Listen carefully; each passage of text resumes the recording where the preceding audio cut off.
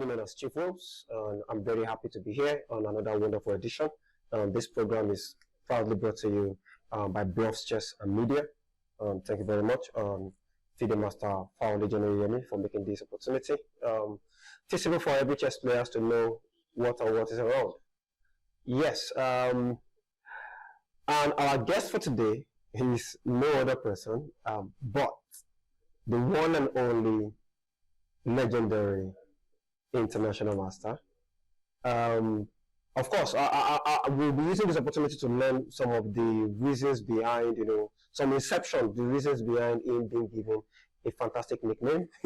But let us quickly give you a powerful shout out to international master, also a former national champion, and also a veteran player, many times Olympiad representative, and I think he got a gold medal. He got a gold medal at the All African Games. And let's give it up to international master Bunmi Olape, aka Buzo, aka the Undertaker.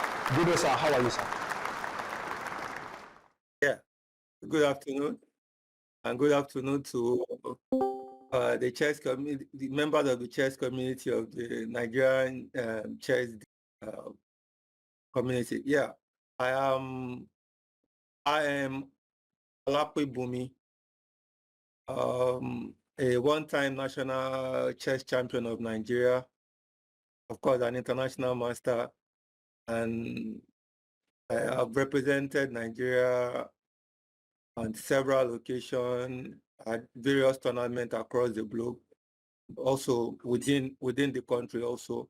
And I've been opportune to win some medals, like the All African Games gold medal in 2003, which was the first time that chess would be featuring at the All African Games, and Nigeria was the host. Then again, I won in Mozambique in 2011, Maputo 2011 All African Games. These are some of the achievements, and of course, I've won the national championship, and I've won quite a number of tournaments too within the country. Thank you very much for that little introduction. Well, there is something we have to first clear. How did the nickname Undertaker came to be? We need to know who brought the name out. Yeah, I'm not so sure. Probably between IM Dapoadu and IM Odion Aikoje. Yeah, it was a tournament some time ago. I was a regular in the open section then. In the there's this section, not like the open section that we have here. The open section used to be the lower category. Then there is always a master section. So I'd won quite a number of tournaments in the open section before getting promoted to the master section. So when I won a couple of masters in a particular tournament, that's my inaugural tournament in the master section, I defeated the renowned names that were quite popular then in the Nigerian chess scene.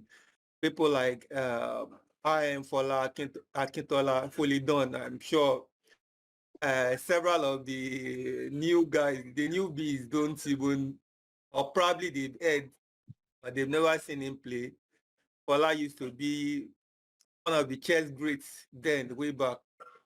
So I defeated Fola Akintola, I defeated IM Odion, they were renowned names then. I defeated IM Dapoadu, and quite a number of top guys then. So they said I came from the under to take over. That was how the Undertaker came to be. Came from the under to take over. Oh, from the under to take over. I know the only person that I believe comes to mind that will have probably got that name out will be Odion Aikoje. He's the one that is very slicky with words like that, just Undertaker. That's interesting. Coming from the under 2000 and crushing the Masters field. Wow, that's quite a very interesting and enlightening story regarding where the name Undertaker came from. Okay. In the time past, when we talk of the greats back then, we're talking of the likes of, like you said, For the Dawn. It was we read stories. One of these days, we're looking forward to even bringing For the Dawn to the channel. We learned For the Dawn has been crushes people up and down. It went to Egypt. It was a battle ram to the Egyptians. Over time, what happened? Because of the numbers of high ends that we feel that will have been raised in that period of For the Dawn to this present moment, because at the moment we're only having 8 international masters in Nigeria. What do you think, in your opinion, was the cause for the setback in having limited international masters up to this moment?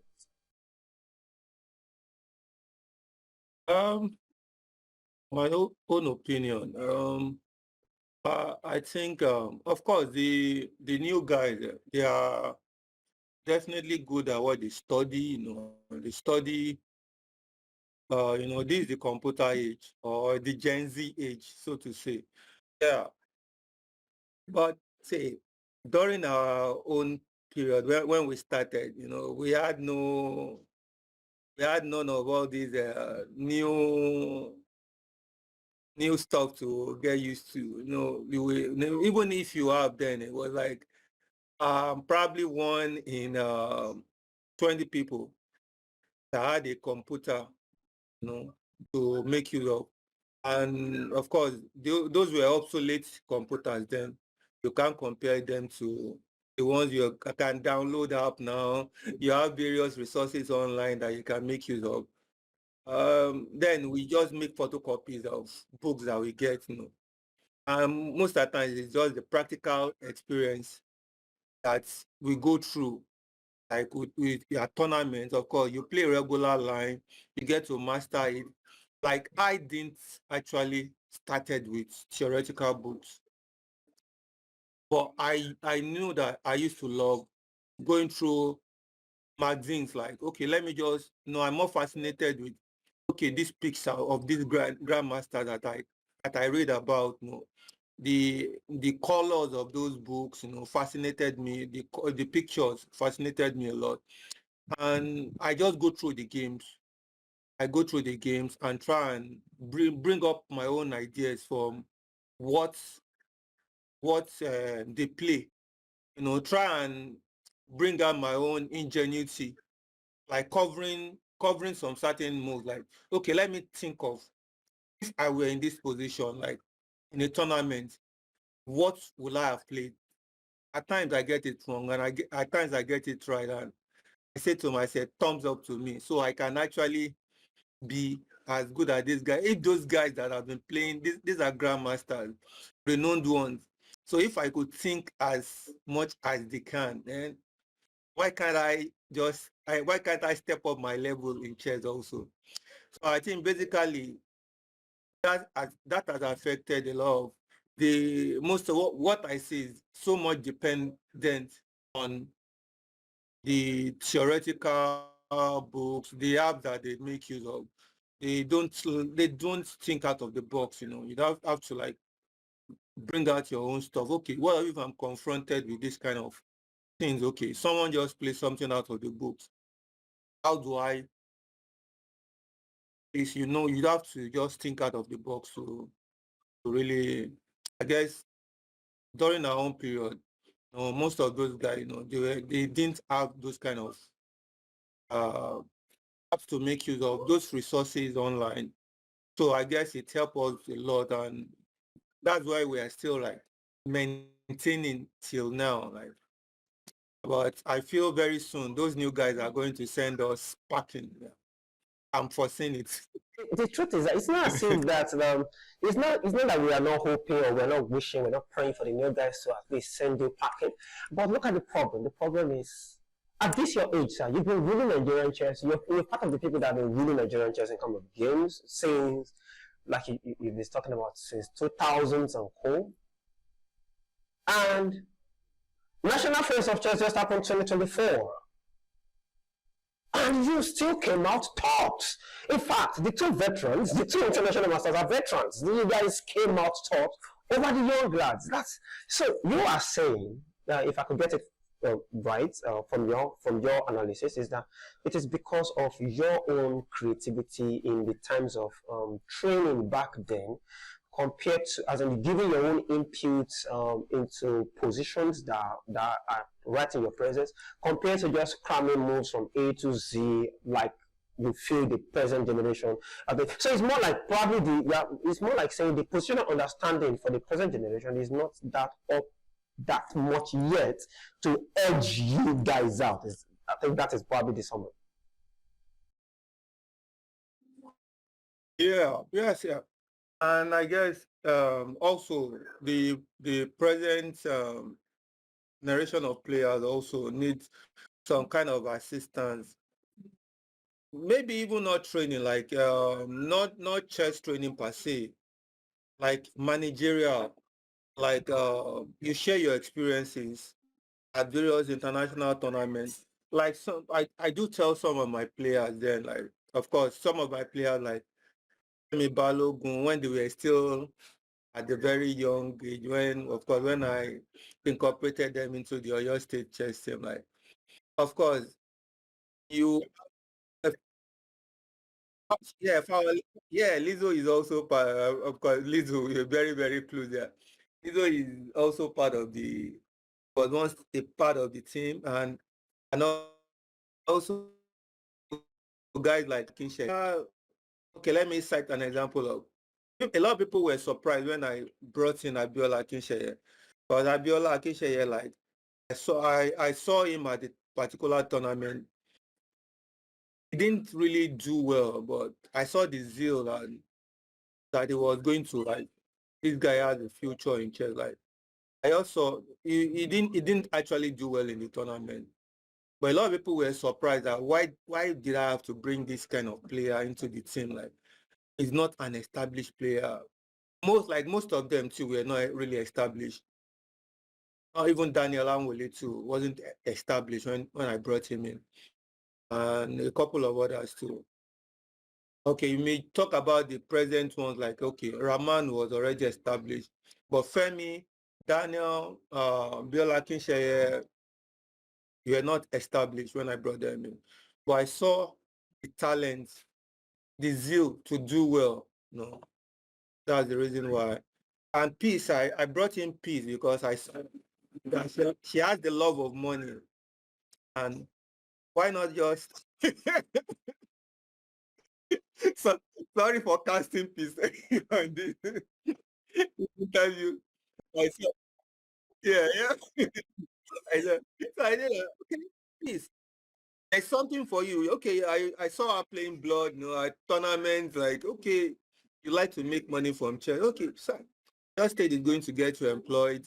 And of course, you have money to extras that nobody has to know. You can make, at least I guess she was in Yaba Tech then. And she can start using these extras for her makeups and things like that. So he just jumped at it. He didn't know the reason why I actually chose her. I knew she was a chess hustler there. Bloody seeking for incredible odds. Like, so I knew that once that kind of thing start coming up, she start getting something from it. And of course, she wins a medal. Of course, she gets a good reward for her effort. So when she achieved all those things, when she started getting something from chess, of course, she had to step up her chess too. Like, so I can make ₦1 million from a playing tournament, like the reward. So I have to step up. I think that helped her a lot also. Yeah, that's a wonderful one, and that's we really appreciate your efforts in bringing up some raw talent. So that's why I said managerial too. It doesn't really have to be like we don't appreciate that aspect of chess in not only Nigeria, probably in the Black African countries. Yeah, like it matters a lot. Like giving pep talks. See, you don't have to, like, the young generation. They like to go online a lot, even while playing at tournaments. See, I take a player to a tournament like Joy or Nojayefu. Like, see, you have a lot of time after winning this tournament. can go online or go on social media, go on TikTok, dance there, do whatever you want to do, take a lot of pictures, yeah. But during tournament, try and avoid all those kind of pep talks. Work a lot also for That's very fantastic. So, Nigerian chess players, you should look into the managerial part of it so that at least it could actually help in your game plays. That's another valid point coming up from International Master Olape Bunmi. So, going back memory lane, which events, which event is always evergreen to you anytime?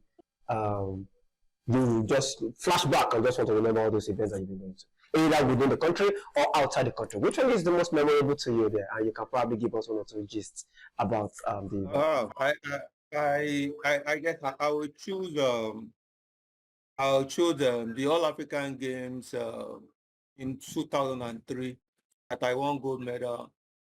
Why it's so memorable to me was that it was the first time chess would be featuring at the All African Games, and of course, my dear country hosted. So, and of course, the package was very okay for all them. We had to go on a training tour in Germany for months. Yeah, we're in Germany for a training tour for months. Yeah, so the government was really bent on us doing well in all sports. The all other sports, there are other sports. Some went to Cuba, like boxing, and I think all those combat sports. Then I think athletics and some other sports were in France and Germany. And I think table tennis was in Germany. To chess, chose Germany. So we're there. We're able to prepare daily preparation. Played at some tournaments in Germany in preparation for the tourney. Of course, it showed at the All African Games, and my last game at the All African Games, I was actually very scared.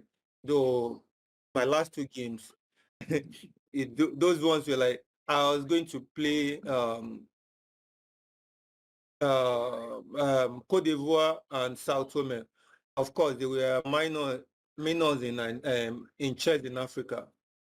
So, but somehow I was scared, like that you can do it against these people. Then my style of chess was like I sat and tried to gain advantage. But I was playing this guy and I was shivering. The tension was on me. Of course, I saw an opportunity to sack against the guy, the Sao Tome guy, but I just couldn't do it. Of course, this calculation is fine. Like I can do it now. I can. This is the easiest way to win. But the Undertaker in me couldn't allow me to get because this is like this is an opportunity for me to make the gold medal. It will be historical. Winning the gold medal at your first when chess will be featuring at the All African Game.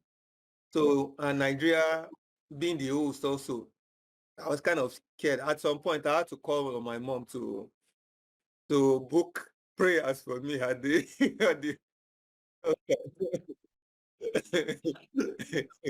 Yeah, I was really scared still, but it all went fine. So it was quite memorable for me. Wow. But so wow, this is new. Like the country actually took you guys for a training camp in Germany. Wow, that's fantastic. If only we could be replicating that on an annual basis, even for Olympiads, we will have gone far.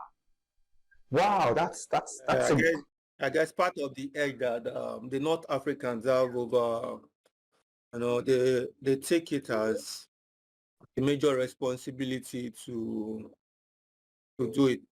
Kudos to President Obasanjo way back that did it. I made it. That's fantastic. That's really fantastic. Okay, every hero always have this kind of hack enemy, not necessarily killing or whatever. Some in chess, every player usually have a player like his or her nemesis. For example, I keep saying something. I met Mr. Ojo John on the list of chess players, which is a very strong. He's a very good player in his own way.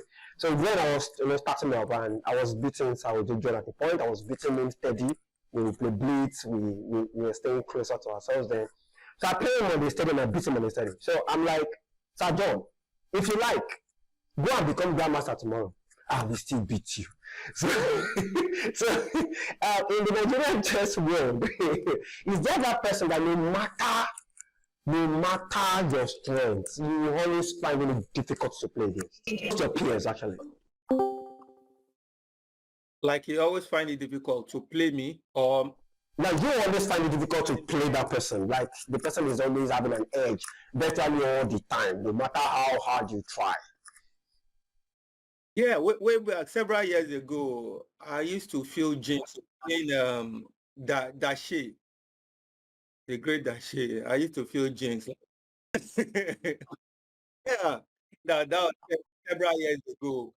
Like, of course, the guys that matters in Nigerian chess, and I'll just come. Dashi will be like the guy will somehow, like, no matter what I play, even if I am having the advantage, somehow I will just get to lose. Like until one particular chess Olympia trial that I crushed him. Like I said it in Yoruba there. Moshe working in Buruku. Like that's it. I was so happy so that you can be beaten. You know, that shit then doesn't show any emotions, unlike other guys. Like, like you see them shivering, shaking their, you know that they are in some problems or like things like that, shaking their legs, sweating, you can read their yeah, you can always, but with Dashe is always like cool and calm. He's losing his calm with his bowler. Then he used to put on bowler. He had one bowler that is always it was like bowler is like part of his body, so doesn't show any emotions at all. So you can't really know the kind of like even if he's losing or if he's winning, it doesn't show any emotions. But eventually, when I defeated him at that Olympia trial, that was Olympia trials 1998, and that was my first chess Olympiad. In Elista, Kalmykia, an autonomous Republic of Russia. So that was, we had the trials was in 4 stages. 40 players were invited on the first stage. 10 dropped. 30 moved into the second stage. Second stage, 10 dropped, 20 moved into the third stage. 10 dropped, and the final stage, 10 players played, and that was how the team was chosen then. Six players. Wow, that's a rigorous trial. Yeah, vigorous, yeah. It took months, yeah. Wow. Took months. Wow. That I think that helps. That really will help in your preparations because every player is fighting to qualify till the last day. Yeah. And that was the Olympiad. IM Odion Aikoje won the gold medal. Olympic yes. gold. Yeah. Olympic gold. Yeah. Wow, that's really, really fantastic. So you guys already passed through fire and brimstone before going for that tournament. That's yeah. And then chess used to be really fair, like when you see the parents, you don't want to talk to your opponent, you consider him as your rival. You see it was more personality clash there, like I think there's someone that does it in this present moment. I think the likes of AAA. AAA is paired against anybody. He is not interested in talking. He wants to walk in, play his game, and move. Then probably after the game, he can start smiling and start gisting. But before middle, he can only talk after. I think I like his sense of professionalism when it comes to playing. No, triple A zone is even okay, then you won't even want to shake hands with whoever, until after the game, then you can now, but before, Yeah, he used to be that. He used to be which but I was not that kind of the way I take it, maybe it helped me in a way too. Like it gets me more relaxed, I don't take it like I lose and just go home and can go and slap myself in the room for losing a one game or something. But I don't show the emotions outside for people to. I don't exhibit it at all. So unlike several that exhibit it a lot, but it's okay. It's just part of the fun also. Okay, good. I even want to go back memory lane. The very first time I met you, the very, very first time I met you was in National Friends, I mean, the Friends of Chess, Rapid. It was Rapid back then. It was the Friends of Chess that was happening at, was this Surulere? Yeah, it was at Surulere, I think. So I came in, I wanted to play, I was paired, first round, and you were my opponent. Tunde Fapadi was one that brought me over to that tournament that day. So you were my opponent, and Dashi, of course, was there. So, but one. So the next thing was, they said my opponent is Bunmi Olape. I don't know who Bunmi Olape is anyway, so let's just come and play this thing. So the next thing that happened was, Tunde Fapadi coming to me, I was like, who is your opponent? I said, one Bunmi Olape. I was like, my coach. Problem number one. Number two, Dashe came to meet me. I was like, hello, young man, who is your opponent? I said, one Bunmi Olape. And the next thing Dashe was going to do was just dip his hand inside his pocket and pick his phone and dial your number. Hello, Bunmi. I'm like, wala tiwa.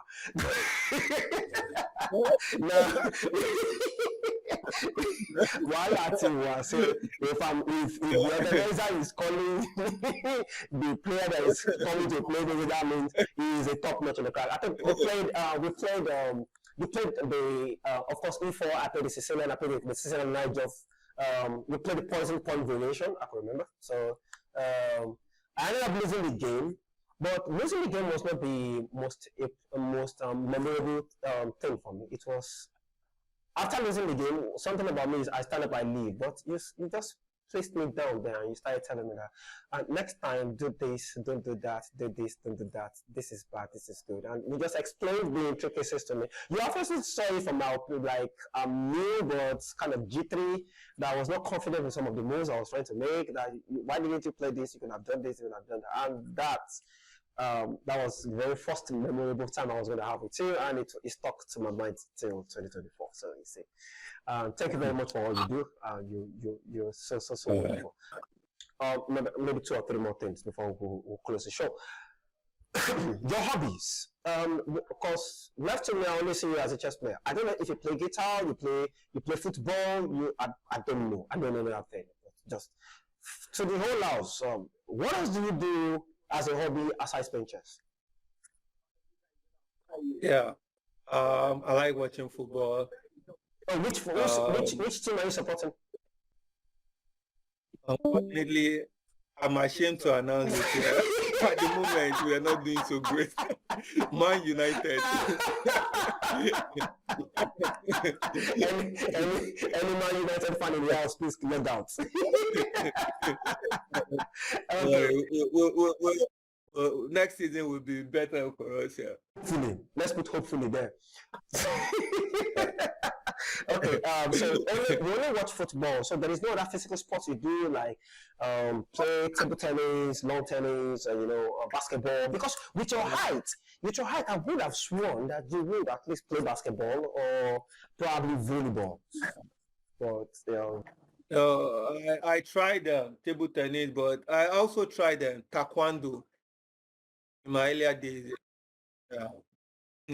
Before I even started playing chess. So you got the black belt, or it is the yellow? So I will know how to go closer to you next time. No, I was just the yellow belt actually. Yeah, but what discouraged me then? There was no competition. I needed. That was what actually prompted me to move into chess. After my brother introduced it to the family, so because we lacked competition in taekwondo then, and I needed a sport that I needed to like raise my level in, and I saw chess was very active then in those days. several tournaments. You get to see players. Even in some newspapers, you get to see puzzles, chess puzzles. In newspapers, Nigerian So, newspapers. yeah, Nigerian newspapers, yeah. For our listeners, we need to look into that. Putting puzzles in Nigerian newspapers. We should look into that. Okay. That's really fantastic. I think I want probably Punch. They used to have a small section at the back with chess puzzles. I can't remember maybe it's Punch or Sketch. I can't remember. It was those olden days. Oh, chess has been wonderful since the time past. I'm wondering why it's. Fala used to be a regular then in the male section, winning tournaments like so. it was good. Wow. Okay. So your all-time favorite chess player, because I remember back then you had an interview with I forgot the name of this blog. Once I remember, I'll be able to put it back. You were being asked that your favorite chess player. Well, let me just put it to you right now. Probably it might have changed. Your favorite chess player of all time.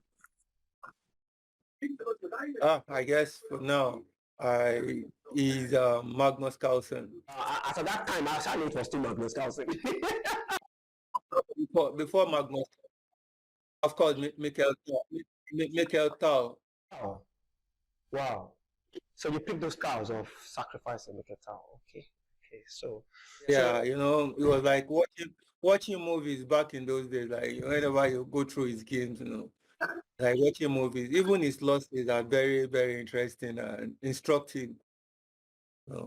There are guys that can just sack win on a pawn somewhere and it brings out brilliant. Okay. I'm not supposed to do comparison. Not back then, the chess back then and the chess now, which the awareness of chess back then and now, do you think it has improved more than before, or we're still maybe equal when it comes to the awareness level? Yeah, it's gradually getting back, but we still need to do a lot. Of course, with guys like Undi Onokoya promoting chess on one side. Of course, with these, what's her name? Sorry, Deborah Quickpen is also, winning the national championship at her ages. And of course, I told the mom that, say, your child is going places because she's been doing very well. I saw her games, went through her games at the African Individual Championship. I guess she really needs a very good coach, maybe a foreign coach if it's possible for her to. And I guess NCF2 needs to do a lot for her promotion also, because by promoting her, it also helps chess promotion, because people need that kind of age group to really improve the sport in Nigeria. It gets more recognition from corporate bodies, individuals, and government also. So that I feel those are aspects of things that, of course, back in our day, guys like Fola, the press were usually very used to his name. Like, okay, once they feel that Fola is winning, is going to win this tournament, no matter what you do, Fola is going to. So his name was like synonymous to chess way back. Like, if it's not Fola, they were not ready to. It would be a shock. It would be a surprise. Like when I won the Olympia trials way back then, my name was in the newspaper. Like, this guy from nowhere winning the Olympia, coming first at the last stage of the trials. So I beating guys like Fola. It was all over the newspapers then. Like, it was so surprising.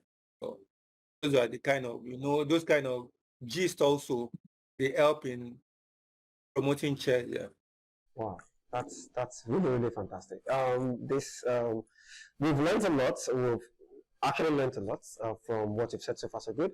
And I'm going to try and put it to the public members there. If you have, we'll just be able to take just 2 questions. If you have a question for International Master Bunmi Olape, please, this is the time to ask. Hi, International Master Bunmi Olape. Thank you so much for joining us today. I have only one question, and it's about your game against Grandmaster Baburin. So can you give us a little bit of overview? I mean, can you give us an overview of the game with Grandmaster Baburin? Okay. Thank you. The game was played at the Slovenia Olympiad in 20. Sorry, I've forgotten it was Bled, Slovenia. It was at the Chess Olympiad. It was 2022. Yeah, it was in 2022. So like when the pairing came a day that I got the pairing in the night, and of course Fola was the coach then. Now when it came to me that I should prepare against Baburin of Ireland, that he plays Pelican, that was what I was going to face, Pelican. I said that when I went through, what went through his database, a guy that has played guys like Kasparov and played top players all over, the top players in the world then, like, and none of them could win him in that whenever he plays Pelican. So who am I? Like, a fish from Nigeria. I just told him that not for any preparation, Jare, right?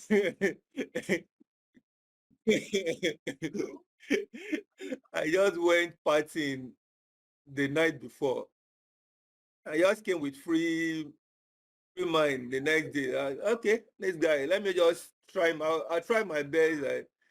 Let's see what the guy, you're a grandmaster, you'll be the one under pressure. I'm not going to be under pressure. You need to prove to me that, of course, I'm going to just try and not make mistakes, or maybe not making too many.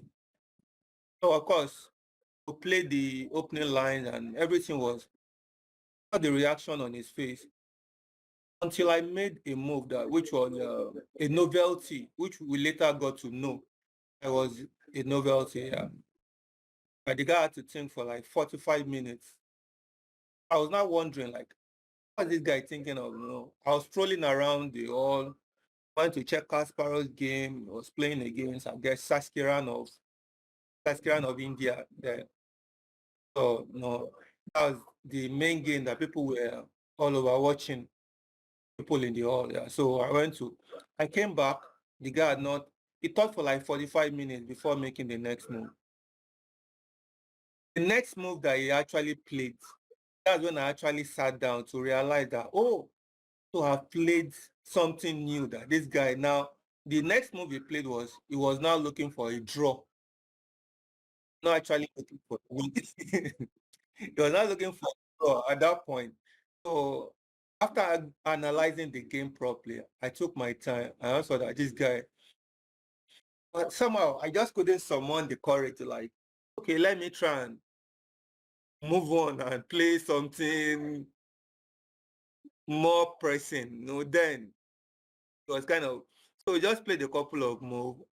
He offered the draw, and I had to take it. But the guy felt very bad, playing against I was a lowly rated player there, no title, nothing whatsoever. Playing a grandmaster, I guess it was close to 2-6 then or something. He was playing on the top board for Ireland. So getting the draw from, of course, he was going to, these guys are professional. Drawing means like a loss to him. Like, he's going to lose some points definitely to a lowly rated player. And I guess losing to a black guy too. Guess what? He felt very bad. He just stood up without any handshake and he left the hall. Felt very bad. So wow, that's a real history there. Thank you very much, FM Fawani Lizu, for bringing that up. that was really history there. Another question, just one more question, and we can disappear. One more. one more thing, what would be the general advice you can give the upcoming players towards being a professional? Because in Nigeria, I still don't consider us as professionals like that, you know. But from your wealth of experience, what is your advice for junior players in the line of being professional players? I would not say it's really advisable to become a full-time professional in Nigeria. You know, the aspect of making money, you know, through chess is not totally there enough. And of course, raising your standard too matters a lot in Nigeria. Yeah. But I will advise whoever wants to become a chess professional, like I've always done, like if you can get a chess scholarship or you can get to school abroad, you know, I guess you'll be able to merge chess and education together. That at some point in your life, even if you want to deviate from your professional skill, yeah, those are societies that are well developed for such growth, for self-development, and of course, getting something out of life. Yeah, I've been to some of these places, so I can share from my own experience, from what I've seen. I mean, so I guess that's basically the advice, if they can find their way out to maybe if they can find a not really, maybe for the young ones, chess and education, that'll be fine for them. To you can say, I want you, like they do in some parts of the world. Like I know of chess scholarship in St. Petersburg in Russia, and of course, I guess in the United States also. I've forgotten the name of the university. I offer such, of course, if you are exceptional, of course, you get a chess scholarship and you are young. And people like Deborah Quickpen can make you of those kind of opportunities. Even the young ones that we have now, like Penny, and a couple of others too, and make use of the opportunity. And if they want to go into chess professionalism, That's a good one. Thank you I very much. don't know if that would be okay for. Okay. Okay. I've been saying one more thing, but I promise you this is the last one. I really, really promise this is the last one. Because it just came in right now. What is it called? The road to Grandmaster. We've been clamoring for getting a Grandmaster title. Of course, the highest rated player we have so far so good is about 2368, something that all-time high. That's from Dananaoli. Now, if we actually really want to groom players towards the titleship, we believe, of course, that we have to go out. But what about, will you also say that bringing in probably 2 or 3 grandmasters to the country, to probably a camp, maybe a 1-month camping program or 2-month camping program, and they can be coming maybe often and often, maybe twice a year, they come 1-month camping, and maybe January, February, March. They come March, April, 1-month camping, then they come August, September, and now 1-month camping. You know, and they will be able to play against everybody. Do you think actually if we are able to rub shoulders with these people, tap from their wealth of knowledge one-on-one, is it possible for us to be able to achieve getting the strength of a grandmaster in probably in 2 or 3 years?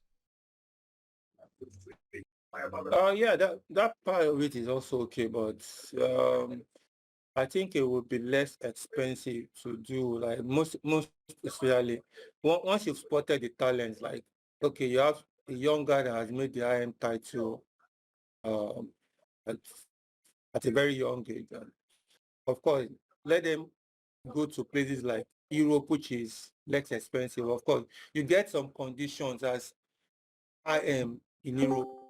Of course, I've had such opportunities to go and play in tournaments in Europe, and I get such conditions like full board accommodation, and even some getting offering stipends, man. So you don't have to just pay so much, and you can get those like week in, week out. Play practical example, like you play tournaments, week in, week out. You get fed up of tournaments. You lose, you go back to your book. You lose rating. You have to prepare. Week in, week out. You have a plan. Tournaments that you're going to play for the year. You have, they have a calendar that they are there to. These are the tournaments I'm going to play. I think that's what Amon did at some point. Amon Simon, yeah, when he got the rating. So I think I think he got the title, and I've forgotten the circumstances. But whether he got the title, the elect, and he needed the rating to get the title. So he had to go and play more in Europe, play in some tournaments, selected tournaments that you're already okay. These are the players that are coming. These are tournaments that I know that I can have a fighting chance against this quality of players.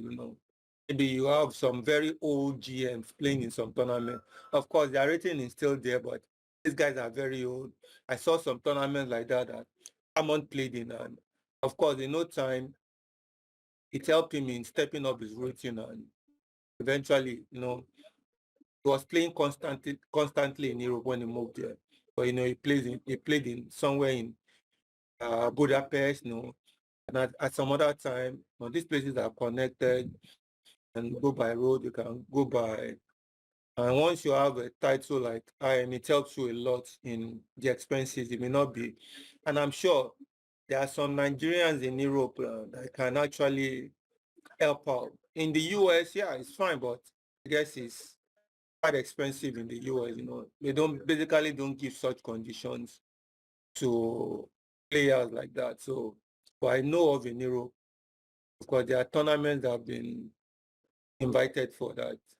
They give me conditions. Some are attended, some I didn't. So I guess that the practical examples, you face those challenges, you go and play week in, week out, you get fed up of chess, you get tired. Not like you play a tournament now, before you get another one, you don't get fed up. In between those periods, something else may take up especially for the youth, something else, they take up their time, But when you want to really go into the nitty-gritty of professionalism, you have to get tired of it, Play constantly. Let them pummel you, beat some other people, feel bad about your play. Get to your room, more relaxed.